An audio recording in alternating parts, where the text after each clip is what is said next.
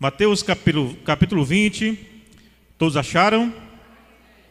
Vamos ler no que diz a palavra do Senhor. O tema da mensagem dessa noite, os irmãos sabem, estamos trazendo uma exposição nas parábolas, e depois vou começar também nos milagres de Jesus.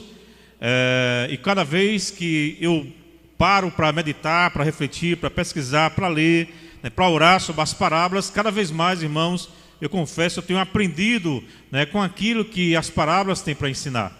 Não é porque a gente é ordenado há muitos anos, que tem coisa que a gente vai esquecendo, tem coisa que a gente vai se lembrando, relembrando, coisa que vem ao coração, porque a palavra de Deus, ela se renova a cada dia.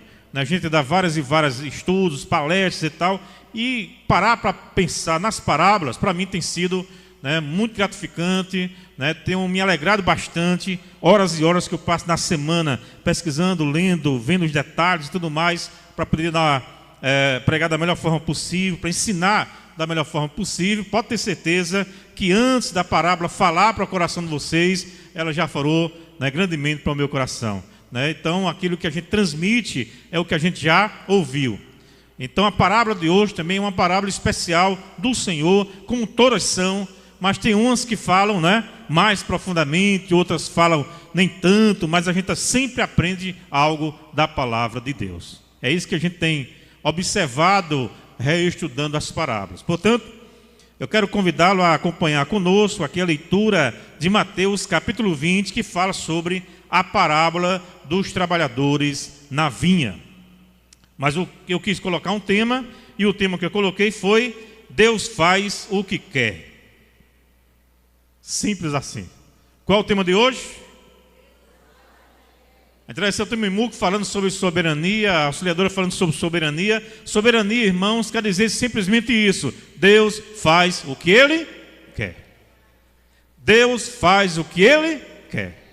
O grande problema é que muitas vezes a gente quer que Deus faça de tal forma, mas Deus faz o que Ele quer.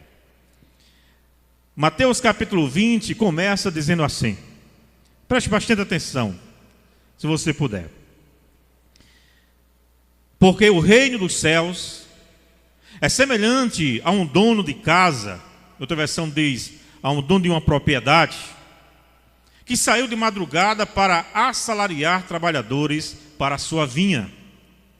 E tendo ajustado com os trabalhadores a 1 denário por dia, quanto é aquele que o Senhor disse que era o trabalho? Quanto é que valia? 1 denário por dia, que geralmente era o dinheiro pago pelo trabalho de um dia naquela época. Tendo ajustado com os trabalhadores a 1 denário por dia, mandou-os para a vinha. E aí, o senhor dessa propriedade,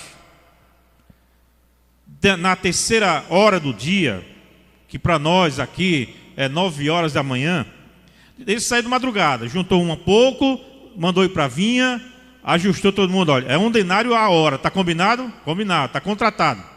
Depois ele sai de 9 horas da manhã, na terceira hora, olhou na praça, outros que estavam também desocupados, e disse-lhes: ide vós também para a vinha, e vos darei o que for o que, irmãos? Justo. E eles foram. Tendo saído outra vez perto da hora, qual é a hora agora? Sexta. A hora sexta é para nós mais ou menos meio-dia. E também da hora nona. A hora nona para nós é, quem lembra? 3 horas da tarde. E aí procedeu da mesma forma. Preste bem atenção. E verso 6. E saindo por volta da hora 1/10. Qual é a hora 1/10, pastor? É para nós o que equivale a 5 horas da tarde. 5 horas da tarde, o Senhor sai de novo, olha na praça, não sei porque a praça é o local que, segundo a parábola, é local dos desocupados. Chega na praça, olha, vê mais um grupo lá, encontra outros que estavam ali também desocupados, que a palavra usada é essa, pessoas desocupadas, e perguntou-lhes: por que estivestes aqui desocupados o dia todo? Preste bem atenção, que hora era essa? 5 horas da tarde, né? Sabe que hora terminava o expediente? 6 horas da tarde. Chegou de 5 horas, viu gente desocupada, disse: olha, vai lá, vamos lá, preciso de mais trabalhadores, né? Estão fazendo o quê? Não estão fazendo nada. Vamos lá, vocês estão aí também contratados 5 horas da tarde, irmãos, para trabalhar 1 hora. Aí preste bem atenção, porque o problema da parábola é essa daqui. Verso 6: e saindo por volta da hora 1/10, encontrou outros que estavam desocupados e perguntou-lhes: por que estiveres aqui desocupados o dia todo? Responderam-lhes: porque ninguém nos contratou. Então lhes disse ele: ide também vós para a vinha. Ao cair da tarde, ou seja, terminou 6 horas da noite, não é? Terminou o expediente, disse o senhor da vinha ao seu administrador: chama os trabalhadores e para pagar-lhes o salário, começando por quem? Começando por quem?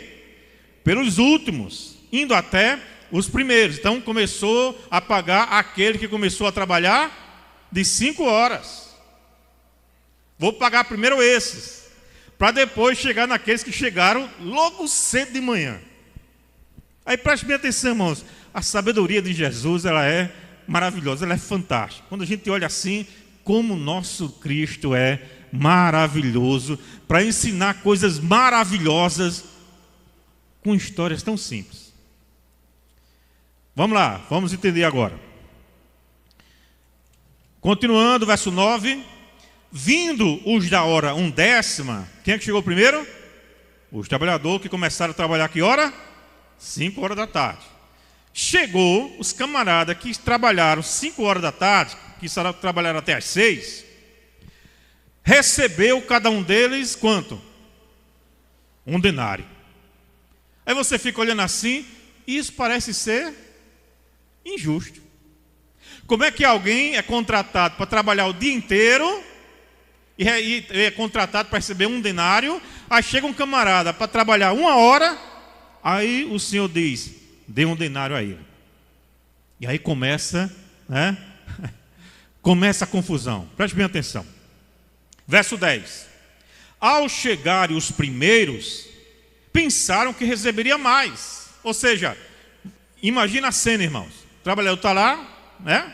O administrador, o camarada chegou, eita, e todo mundo, né? Todo mundo olhando ao redor.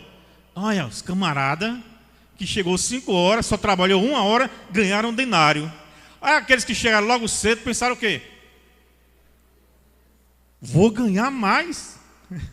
Se o cara trabalhou 1 hora, recebeu 1 denário, e a gente está aqui logo cedo, aguentando sol, né, quintura na cara. Esse assim: olha, hoje a gente vai sair aqui com o bolso cheio. Só que, entretanto, verso 11: mas tendo, verso 10: ao chegar os primeiros, pensaram que receberia mais, porém, também esses receberam 1 denário cada um.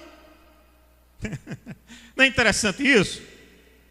Verso 11: mas tendo recebido, murmuravam contra o dono da casa, dizendo: estes últimos trabalhadores apenas 1 hora, contudo os igualastes a nós, que suportamos a fadiga e o calor do dia.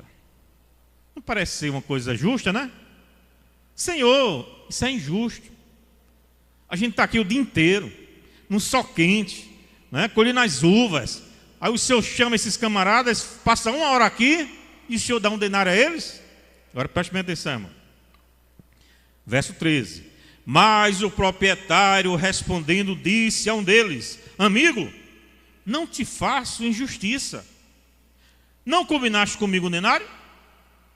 Preste bem atenção, irmãos. Qual foi o combinado com aqueles primeiro? Que eles iam trabalhar e iam receber 1 denário, não é? E o grande problema aqui é quando vem a comparação.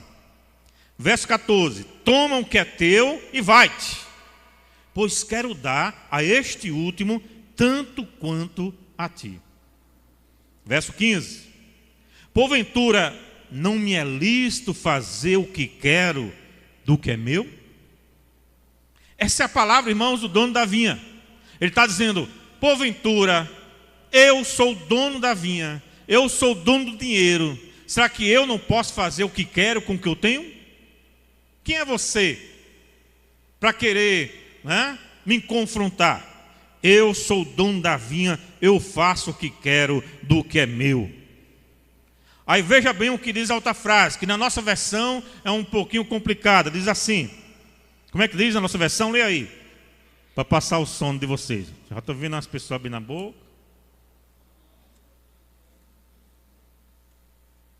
Olha a frase, o que é que diz a frase? Ou são maus os teus olhos, porque eu sou bom. Quando a gente lê essa frase aqui, irmãos, prestem atenção, a gente fica, o que é que significa isso? Ou são maus os teus olhos, porque eu sou bom? O que é que quer dizer isso? Na versão King James é muito mais clara, diz assim, na versão King James, ou você está manifestando a tua inveja, porque eu fiz o que eu fiz, porque o outro foi mais abençoado do que você está apenas manifestando a sua inveja. Olha que palavra que o Senhor dá a esse camarada. Verso 16, porque assim os últimos serão os primeiros, e os primeiros serão os últimos, porque muitos são chamados, mas poucos escolhidos.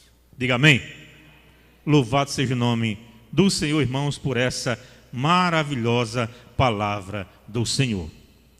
Talvez você fique pensando, tá, e o que é que isso tem a ver com a minha vida? O que é que isso tem a ver com o que Deus fez? O que é que isso tem a ver com a minha existência? O que é que isso tem a ver para mim nessa noite? O que é que eu posso aprender? O que é que eu posso guardar no meu coração dessa parábola que o Senhor contou? O que é que isso tem a ver, irmãos, com o nosso dia a dia, com o nosso chamado? O que é que isso tem a ver com a salvação da nossa alma? Preste bem atenção, essa parábola aqui, muitos acham, interpretam essa parábola da seguinte forma: quanto mais eu trabalho, mais eu sou merecedor de receber a salvação. Muitos já pregaram essa parábola dizendo que a parábola dos trabalhadores significa que aquele que faz mais vai receber recompensa do Senhor, aquele que faz menos também vai receber recompensa, mas no final das contas a salvação é pelas obras, porque vai depender daquilo que você trabalhar no reino. Esqueça isso. Essa parábola não tem nada a ver com merecimento. Pelo contrário, essa parábola aqui tem a ver com a escolha de Jesus para o reino. Acompanhe comigo. Essa parábola aqui vai falar, irmãos, de duas coisas: justiça e graça. Diga comigo, justiça e graça.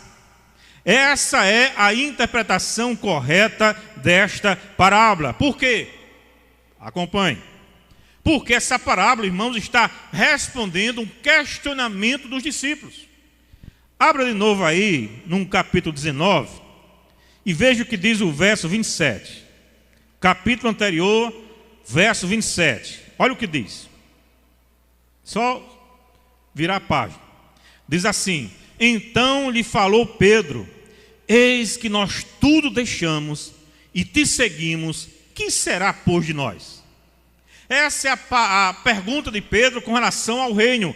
Pedro está dizendo: Senhor, eis que nós te deixamos tudo, nós deixamos o nosso trabalho, nós deixamos as nossas famílias, nós deixamos tudo para trás para poder te seguir. O que é que a gente vai ganhar? Aí o Senhor começa a explicar essa parábola. Está claro, irmãos? Diga amém, está entendendo? Então essa parábola é uma resposta para esse questionamento de Pedro. Em outras palavras, Senhor, o que é que a gente ganha te servindo? O que é que a gente ganha sendo de Jesus? O que é que a gente ganha deixando esse mundo para seguir a Jesus? Qual é a minha recompensa? O que é que eu ganho? Como é que funciona aí? Diz aí para a gente como é que funciona essa barganha, essa troca. O que é que eu preciso fazer para o Senhor me dar a salvação? O que é que eu tenho que me expor? O que é que eu tenho que trabalhar? Eu tenho que trabalhar muito ou pouco? Esse era o questionamento de Pedro. Pedro está dizendo ao Senhor: Senhor, a gente perdeu muita coisa. E agora eu quero saber, o que é que a gente vai ganhar por te servir? Amém? Amém, amados? E aí a resposta está aqui, nessa parábola. Primeiro, o Senhor vai respondendo a Pedro e vai dizer o seguinte nessa parábola: Pedro, preste bem atenção, Pedro. Eu sou um Deus que trabalho com justiça. No verso 1, se você não prestou atenção na parábola, diz assim, veja de novo. Porque o reino dos céus é semelhante a um dono de casa que saiu de madrugada para assalariar trabalhadores para a sua vinha. Ele está dizendo a Pedro, a mim, a todos nós nessa noite: meu querido, você quer saber como é o reino de Deus? Preste bem atenção aqui. O reino de Deus, que não é parede, que não é denominação, que não é o templo, o reino de Deus está estabelecido. Agora, ele é diferente dos outros reinos. No reino humano, quanto mais você faz, mais você merece receber. No reino de Deus, preste bem atenção, vocês são simplesmente servo, porque eu sou o dono da propriedade, eu sou o dono da casa, quem manda no reino sou eu. Louvado seja o nome do Senhor. A minha justiça é essa, Pedro. Eu estou aqui dizendo isso aqui a você, Pedro. Você tem que se alegrar, porque você não está aqui porque você merece estar. Você tem que se alegrar, Pedro, porque eu te chamei para trabalhar na vinha que é o reino de Deus. Aleluia! Isso é o que Cristo está dizendo a ele. A segunda coisa que Cristo diz com relação a essa parábola está aqui no verso 15, que foi cantado aqui nessa noite. No verso 15 diz assim: porventura não me é lícito fazer o que quero do que é meu?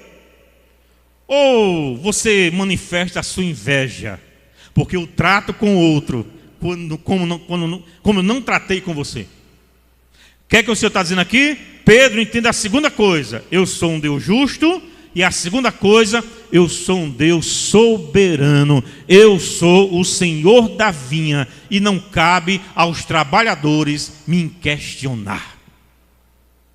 Olha que coisa fantástica, como Jesus está dizendo aqui para Pedro. Está dizendo: Pedro, se alegre só porque eu te chamei. Se eu chamo outro, você não tem nada a ver com isso. Se eu não quiser chamar outro, você não tem nada a ver com isso. Pedro, lembre de uma coisa: eu sou soberano, sou o dono da casa, sou o dono da propriedade, sou o dono da vinha, sou o dono do reino. Eu chamo a quem eu quero. Amém até aqui? Terceira coisa que o Senhor vai dizer a Pedro: Pedro, lembre-se também de uma coisa: eu sou um Deus de justiça, eu sou um Deus soberano, mas também eu sou um Deus que é cheio da graça para poder alcançar aqueles que precisam. Louvado seja o nome do Senhor. Verso 11, ele vai dizer assim: mas tendo recebido, murmuraram contra o dono da casa. Murmuraram porque não entenderam a verdadeira ação do dono. Murmuraram porque não entenderam que ele, que era o dono da casa, que era o dono da propriedade, que era o dono da vinha, ele tem um poder para restaurar a quem ele quiser e chamar a quem ele quiser. Louvado seja o nome do Senhor, porque ele é um Deus de toda graça. Porque ele alcança aqueles que começam logo cedo, no meio, à tarde e no final do dia. Está falando, irmãos, aqui da nossa existência como ser humano. Todos nós estamos vivendo e fomos chamados em algum desse período. Ele chama os trabalhadores melhores, os mais fraquinhos, ele chama quem ele quer, e louvado seja Deus, porque o reino de Deus é assim. Nós não escolhemos ao Senhor, foi o Senhor que nos escolheu. A gente não tem mérito algum para que Deus nos escolha, porque os trabalhadores são iguais. A escolha não está no homem, a escolha está em Deus. É o que Paulo vai dizer lá em Romanos: quem és tu, homem, para discutires com Deus? Deus é quem chama, Deus é quem determina, Deus é quem salva, Deus é quem cura. Deus faz o que Ele quer. Louvado seja o nome do Senhor por isso. Quantas vezes, irmãos, a gente diz assim: fulano, pai, fulano, é quase crente. Quase crente. Conhece pessoas assim ou não? Pai, fulano é quase crente. Gosta do louvor, pede oração. É ou não é? Gosta de ouvir a palavra. né, passa o dia, né, ouvindo louvor, mas à noite, né, enfim, mas é quase crente. Aí a gente fica dizendo assim: rapaz, fulana, daqui a pouco ela se converte, daqui a pouco ela vai ser uma serva de Deus, daqui a pouco ela vai estar na igreja. Aí o tempo vai passando, o tempo vai passando, o tempo vai passando, e fulana nunca se decide ao lado de Jesus. A gente olha assim para outras pessoas, isso aqui dali, pense num pecador triste, pense num camarada, pense numa mulher difícil, pense num camarada que ali, olha, ali nem Deus dá jeito. De repente aquela pessoa, que era eu e você também, aquela pessoa Deus começa a despertar o coração dela, ela começa a reconhecer que é uma pecadora, ela começa a perceber que ela está perdida, e ela abre o coração para Jesus. E de repente aquele Saulo, furioso, religioso, que corre atrás de um de outro para matar, de repente Deus alcança com a sua graça, chama ele para o reino, ele se torna um homem totalmente transformado pela graça do Senhor. Por que o Senhor faz isso? Porque Deus faz o que Ele quer. Não fostes vós que me escolhiste, mas eu escolhi a vós para que vades, dê fruto e o vosso fruto permaneça. Mas eu quero aqui, nessa segunda visão da parábola, trazer alguns princípios que a gente consegue ver na parábola de forma geral. Diga amém. Está disposto a ouvir? Então preste bem atenção. Quais são os princípios para que eu e você guarde no coração nessa noite, para que a gente saia daqui com a certeza de que a gente aprendeu um pouco mais do Senhor? Primeiro grande princípio, irmãos, que a gente vê nessa parábola, que foi cantada nessa noite, e eu repito: não importam as circunstâncias, não importa a sua vida, não importa os seus problemas, confie na soberania de Deus, porque Ele tem cuidado de cada um de nós. Você entendeu o que é que diz aqui? Confie na soberania de Deus. Deus é o teu dono, Deus te chamou, então Deus vai tomar conta de você em qualquer momento que você passar. O Deus soberano que se levanta, que chama um, chama outro, foi aquele que me chamou, foi aquele que te chamou, e Ele sabe que todos nós estamos servindo a Ele, não é porque a gente merece alguma coisa, mas porque Ele é um Deus soberano e faz o que Ele quer. Segunda lição, segundo princípio: seja grato sempre a Deus. Seja grato a Deus, porque a graça te alcançou. Seja grato a Deus, porque a graça te alcançou, em nome do Senhor Jesus. Sabe o que é muitas vezes o nosso grande problema? É que a gente esquece, irmãos. A gente esquece de quem nós éramos. A gente esquece o quão perdido a gente estava. A gente esquece, irmãos, o quão cego a gente estava pela religião. A gente esquece como a gente era tapado espiritualmente, biblicamente, não conhecíamos nada. A gente vivia na religiosidade, escravo do sistema, escravo da religião, andando atrás de ídolos mudos, fazendo o que a gente pensava que era certo. Mas um dia a graça de Deus nos alcançou, abriu os nossos olhos e a gente conseguiu contemplar a beleza do Evangelho. Você ainda se lembra desse dia ou não? Você se lembra do dia que o Senhor abriu os seus olhos? Que o Senhor te deu a visão espiritual? Eu me lembro, irmãos, que quando eu começava a ler a Bíblia, eu não entendia nada. De repente, eu entreguei minha vida a Jesus e parece que Deus tira o véu da nossa face. E quando a gente lê o Evangelho, a gente fica maravilhado, porque a religião ensina que a religião é o caminho, mas quando a gente lê o Evangelho, a gente começa a entender que só Jesus é o caminho, a verdade e a vida. Quantas pessoas estão hoje, doutores, diplomados, com as paredes cheias de diploma, e não conhecem nada do Evangelho da graça que você conhece? Muitas vezes a gente precisa relembrar, irmãos. Eu sei quem eu era, eu sei como era cego, mas um dia o Senhor abriu meus olhos. Eu sei que eu estava perdido e Ele me achou. Eu sei que eu era um miserável pecador, que eu não merecia nada do Senhor, mas Ele estendeu a sua mão de graça, me resgatou e disse: agora você é meu, agora o inferno não vai mais tomar das minhas mãos, agora você está seguro nas minhas mãos. Louvado seja o nome do Senhor por isso. A gente tem que se lembrar disso, irmão. Tem que se lembrar disso todo dia. Sabe por quê? Porque quando a gente vier os problemas, dificuldades, angústias, a gente dizer: eu já tenho tudo o que eu preciso, eu tenho Jesus na minha vida. E quem tem Jesus, tem tudo. Quem tem Jesus tem tudo. Pode faltar o que for, mas quem tem Jesus tem tudo. Lembre-se disso. Não é religião, não é porque você é congregacional, não é isso que te dá certeza na alma e paz no teu coração. Não é porque você é da primeira igreja, não. É porque você é de Jesus e isso ninguém toma. Amém?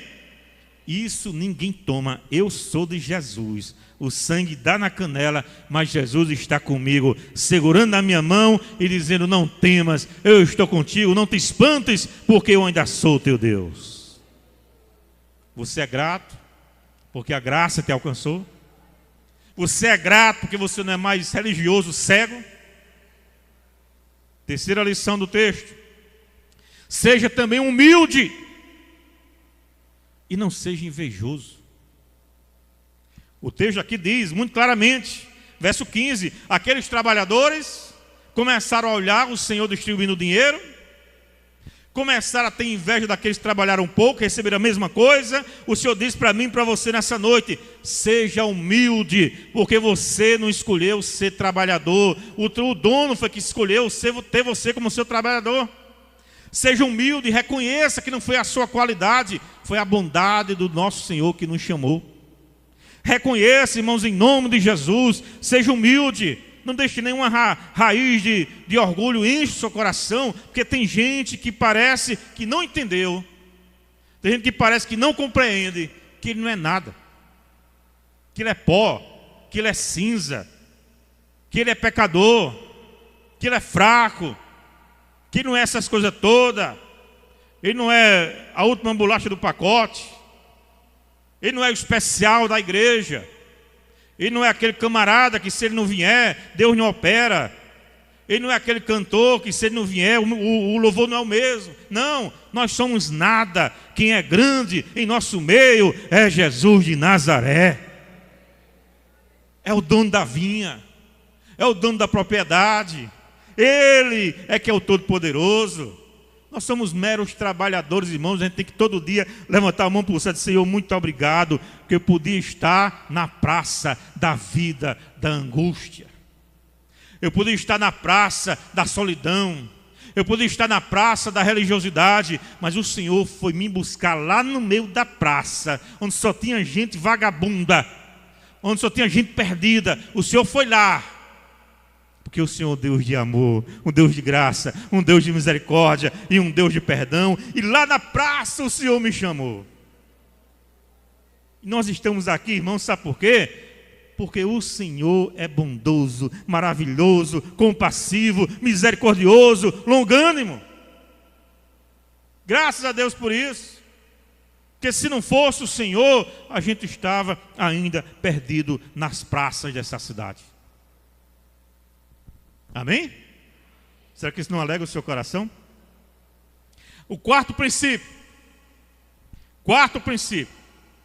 Sirva, trabalhe e não reclame se você tem ou não recompensa. Sirva no reino, trabalhe no reino, não por recompensa, mas por amor àquele que te chamou desde a eternidade. Tem gente que só trabalha se for recompensado de alguma forma. Tem gente que só faz algo no reino de Deus se receber salário ou se tiver alguma coisa. Não, trabalhe no reino de Deus, porque quem te abençoa é aquele que está acima de tudo e acima de todos. É o dono do ouro e da prata. Faça para o Senhor e você vai ver que o Senhor continuará te abençoando e nunca vai faltar o pão na tua mesa, em nome de Jesus. Você crê nisso? Quinto princípio. Quinto princípio: reconheça todo dia que Deus é justo. Irmãos, Deus é justo. Deus é justo. Ele nunca será injusto. Deus é justo. Agora, a sua justiça não é a nossa justiça. A justiça do Senhor não é a nossa justiça. Sabe por quê? Só para a gente pensar um pouquinho. Essa é a diferença de justiça e graça. É isso que o Senhor está ensinando aqui a Pedro. Qual é a diferença de justiça e graça? Justiça é quando a gente recebe o que a gente merece. Preste bem atenção aqui, irmãos, para mim e para você no seu coração. Faça essa pergunta a você mesmo. Faça essa pergunta para o seu coração nesse momento. O que é que você merece realmente que o Senhor poderia lhe dar de acordo com o seu merecimento? Ou em outras palavras, Senhor, se o Senhor nos abençoa ou nos abençoará de acordo com a minha santidade, ou com a minha piedade, ou com a minha devoção, se for na mesma proporção, eu serei abençoado ou serei amaldiçoado? Eu receberia o bem ou receberia o mal? Se o Senhor, que conhece o meu e o seu coração, fosse nos retribuir, irmãos, segundo a nossa fidelidade a Ele, 24 horas por dia, quem seria então abençoado? Se Deus fosse nos retribuir pela nossa bondade, pela pureza, por a gente não pecar durante o dia, quem seria aqui abençoado? Portanto, espero que vocês tenham entendido o que a gente merece. O que é que a gente merece, irmão? Mas quantas e quantas vezes nós temos aquela pretensão falsa daquele filho, dos filhos pródigos? Eu já falei sobre isso, vou apenas repetir. Qual é então a pretensão do filho pródigo? Preste bem atenção. Tinha um filho que saiu e teve um filho que ficou. O filho que saiu, ele dizia: eu não mereço nada do meu pai, porque eu saí, abandonei, gastei a minha herança, e agora eu vou bater no peito, eu vou voltar arrependido, e eu vou dizer: Senhor, pai, né, não me trata então como dos teus trabalhadores, porque eu não mereço nada. Em outras palavras, aquele filho que saiu estava em débito com o pai. Deu para entender? Ele estava em débito. O que é que eu mereço, meu pai? Nada. Vou chegar lá, vou me humilhar, vou dizer: pai, eu não mereço seu filho, me trate como um dos teus trabalhadores, está bom demais. Mas quando aquele filho vai chegando, o pai, vendo de longe, vai ao seu encontro, o abraça, o beija, derrama carinho, amor, misericórdia, perdão. Traga a sandália, traga os anéis, porque esse meu filho estava morto e reviveu, estava perdido e foi achado, e vamos nos alegrar. Amém, igreja?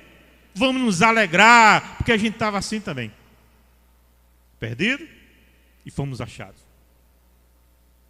Mas tinha outro filho que estava dentro de casa, e aquele filho dentro de casa, quando viu aquela festa, a zoada, a alegria, né? Ele chegou para os trabalhadores e disseram: o que é que está havendo aí? Aí um dos trabalhadores disse: não, é porque o teu irmão, que estava perdido, voltou, e o teu pai mandou matar um boi, vamos dizer assim, um novilho, fazer um churrasco, e vamos alegrar porque o teu irmão voltou. Aí aquele camarada, olhando para a atitude do pai, disse o quê? Tanto tempo eu estou aqui trabalhando para o meu pai, fazendo a vontade do meu pai, entendeu?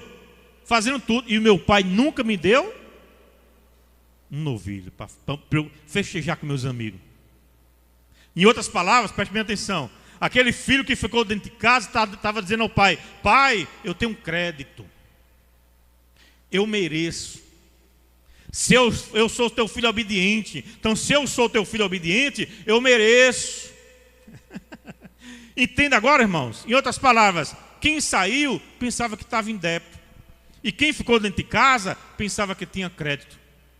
Aí o pai diz: meu filho, eu não trabalho nem com crédito, nem com débito. Eu trabalho é com graça. Eu trabalho é com graça. Você é meu filho, mas não é porque você merece, não. Porque eu sou gracioso e eu te amo. Tudo que é meu é teu. Aleluia. Irmãos, isso é o evangelho. Quem não entendeu isso, não entende o evangelho. Você está aqui nessa noite, não é porque você era bom, não. Nem porque você era tão perdido, não. Você está aqui nessa noite é porque o nosso Deus é um Deus cheio da graça. Te alcançou, te amou, sendo você quem você é. Sendo eu quem eu sou. Portanto, Deus é justo. Charles Spurgeon tem uma frase que eu gosto muito, que ele dizia: você busca ser honrado nesse mundo onde o seu Senhor foi humilhado? Como é que como é que você, como é que nós, crentes dessa geração, queremos ser honrados? Irmãos, Deus é justo. Se Ele me der, amém. Se Ele não me der, amém da mesma forma. Porque nós servimos a Deus não pelo que Ele nos dá, mas pelo que Ele fez por nós lá na cruz do Calvário. Sexta lição, seja o princípio. Estou terminando. Sexto princípio, irmão, aqui da parábola é o seguinte: Deus chama os melhores, mas também Deus chama os piores. Você se considera o qual? Você se considera o melhor trabalhador da vinha? Você se considera o melhor trabalhador da igreja? Você se considera o melhor entre os outros? Pode ter certeza, irmãos. Todos os dias a gente tem que olhar para o coração, tem que olhar para a nossa alma e tem que reconhecer que melhor aqui não tem. Olha, preste atenção para cá. Melhor aqui não tem ninguém. Não tem ninguém. Nem um pastor, não. Pecador, miserável, cheio de falha. Nem uns presbíteros, também não. Nem uns diáconos, também não. Ninguém aqui é melhor do que ninguém, irmãos, porque todos nós estávamos perdidos e fomos achados. Não se ache nada, não. Você é nada, você é pó, você é cinza. Portanto, Deus chamou os melhores. Tem muita gente que é excelente. Tem muita gente que é top. Eu não quero ser top. Eu quero ser apenas servo desse Deus que me amou desde a eternidade. Porque eu entendo que Ele chama, como Paulo vai dizer, Ele chama os loucos, os fracos, aqueles que sabem que nada são, para quê? Para confundir aqueles que pensam que são alguma coisa. Sou nada, sou o pior. Mas é nesse pior da nossa natureza humana que Deus usa pela sua graça e pela sua misericórdia. Sétimo e penúltimo princípio. Deus chama até mesmo e principalmente na sua graça os que estão sem nenhuma esperança. Preste atenção aqui comigo. Quem de nós, tendo uma vinha, quem de nós tendo uma propriedade, quem de nós tendo que colher uvas, chamaria alguém de 5 horas da tarde para dar um denário? A pergunta é essa. Você chamaria? Eu não chamaria. Como é que eu vou chamar um camarada para trabalhar 1 hora se o restante trabalhou o dia inteiro? Mas o Senhor é diferente de mim e diferente de você. O Senhor chama aqueles que estão sem esperança. Imagine, irmãos, preste bem atenção. Imagine que você é aquele trabalhador que está precisando trabalhar, que está precisando ganhar um dinheiro, que precisa do dinheiro para fazer a feira do mês, e você fica na praça esperando que alguém vá lhe chamar, porque era o costume, esperando que chegasse alguma propriedade da terra para lhe contratar, para você ganhar um dinheirinho, para fazer sua feira. Irmão, só quem sabe a necessidade de algo assim é quem já passou. Ele fica ali o dia inteiro, não ganhou nada. Aí vai passando 9 horas, 10 horas, meio-dia, 2 horas da tarde, 3 horas da tarde, ele olha assim para o tempo e diz: tem jeito mais não. Hoje foi um dia perdido. Hoje eu não tenho mais esperança nenhuma de ser contratado. Quem é que vai contratar a gente essa hora? Aí de repente eles perseveram, eles continuam esperando. Aí chega o dono da vinha 5 horas da tarde, irmãos. Imaginem isso. 5 horas da tarde, eram pessoas que já tinham perdido o quê? A esperança. Quem é, irmãos, que em sã juízo vai contratar um trabalhador para trabalhar 1 hora na vinha? Mas sabe quem são esses? Era eu e você. É aquelas pessoas que na sua vida estavam sem paz, sem esperança, sem perspectiva, se achando o pior dos pecadores, se achando que não tinha mais chance para ele, se achando que Deus não tinha lembrado dele, se achando que era esquecido pelo Senhor. Mas o Senhor chega na hora certa e nos alcança e nos chama, e a nossa esperança se renova, porque a gente descobriu e encontrou o dono da vinha, que olhou para nós e disse: não fique preocupado, eu também te amo, eu também te salvo, eu também quero trabalhar na sua vida. Louvado seja o nome do Senhor. Eu me considero esse aqui, entendeu? Perdido, sem esperança, sem nada. A gente olha para um lado, olha para o outro, tantos estão assim, tantos pensam em morrer, e eles se esquecem que Deus é aquele que ainda está chamando para uma nova vida de perspectiva na graça e no poder de Deus. Aí quando a gente descobre esse Senhor, irmãos, não tem como não amar Jesus. Não tem como não amar o Senhor. Porque todos vão te desprezar. Nenhum empregado queria contratar esses camaradas. Mas quando chega o dono da vinha e diz: eu quero, eu vou lhe chamar. Não importa se você vai trabalhar mais, se você vai trabalhar menos, mas a salvação também vai ser sua. Louvado seja o nome do nosso Deus. Você não se alegra com isso, não, irmãos? Eu me alegrei tanto lendo esse texto, estudando sobre esse texto. Senhor, muito obrigado, porque eu sou esse trabalhador aqui. Pior, trabalho nem tanto, né? A gente faz 1000 coisas a mais. Eu faço o que a gente pode no tempo que Deus determina. A gente tem que olhar para o céu e agradecer e dizer: muito obrigado, porque eu sou salvo, não pelo que eu faço, mas porque o dono da vinha é cheio de graça e de misericórdia. Por fim, para a gente finalizar, o último princípio: não seja desocupado no reino de Deus. A vinha está aí, as frutas estão aí para ser colhidas, mas como tem gente desocupada no reino? Não seja desocupado, irmão.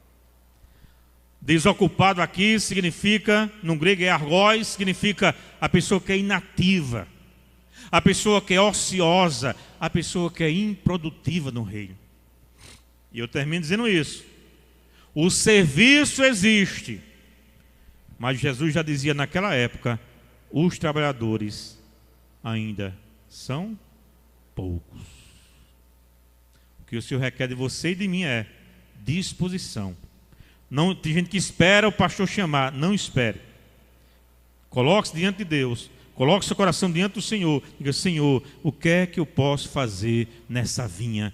Qual o serviço que o Senhor quer que eu faça? Senhor, eu não sou nada. Sou um simples trabalhador. Sou uma pessoa que não consegue fazer muita coisa. Não tenho muito tempo, mas uma coisa eu tenho: é gratidão, porque o Senhor me chamou. Então me dá serviço, porque serviço não falta. Amém? Eu termino com essa palavra. Deus tem serviço no reino. Deus tem serviço na vinha. Você aceita trabalhar para o Senhor? Mais e mais? Não responda a mim não, responda ao dono da vinha. Eu sou só um administrador. Eu sou só um gerente, porque a vinha é dele. Eu estou aqui administrando a vinha que é de quem? É dele. Vocês são os trabalhadores do reino. Não é da primeira igreja, não. Nem é do pastor, não. Você é trabalhador do reino. Né? Eu sou aqui como o gerente, porque o dono não sou eu. O dono daqui é quem? O Senhor. E quem vai recompensar vocês, e a mim também, é Ele. Você foi abençoado? Então curva a sua cabeça, vamos orar. Eu já quero convidar o Mimoco para a gente terminar louvando. Pai, nós te louvamos, ó Deus, por essa palavra, ó Deus, que aprendemos da Tua presença. Damos-te graça, ó Deus amado, porque a Tua palavra ela é cheia de graça e cheia de poder. Muito obrigado, ó Deus, porque eu tenho certeza que essa palavra falou ao meu coração e falou também ao coração daqueles que estão aqui, daqueles que estão longe, daqueles que estão ouvindo pela internet. Não importa, a Tua palavra ela é poderosa para alcançar os corações que necessitam de ouvir essa palavra. Ó Deus, que o Teu Santo Espírito trabalhe em cada vida, trabalhe em cada alma, trabalhe em cada coração nessa noite, e que o Teu Santo Espírito venha convencer as pessoas do pecado, da justiça e do juízo. Sabemos, ó Deus, que muitos estão sem esperança, como esses trabalhadores. Talvez muitos estão desistindo da vida, talvez muitos estão enfraquecidos pelas coisas do dia a dia, pelos problemas, mas que o Teu Santo Espírito abra o coração, que essa palavra penetre nesse coração e que ele saiba que o Senhor da vinha os está chamando. Que eles aceitem esse convite, que eles aceitem essa palavra e que eles sejam trabalhadores abençoados, porque o Senhor é um Deus justo e abençoador. Não importa se a gente faz pouco ou se faz muito, o importante é que meu Deus é justo. É assim que nós te rogamos, Senhor, com corações gratos por tudo, em nome de Jesus. Amém.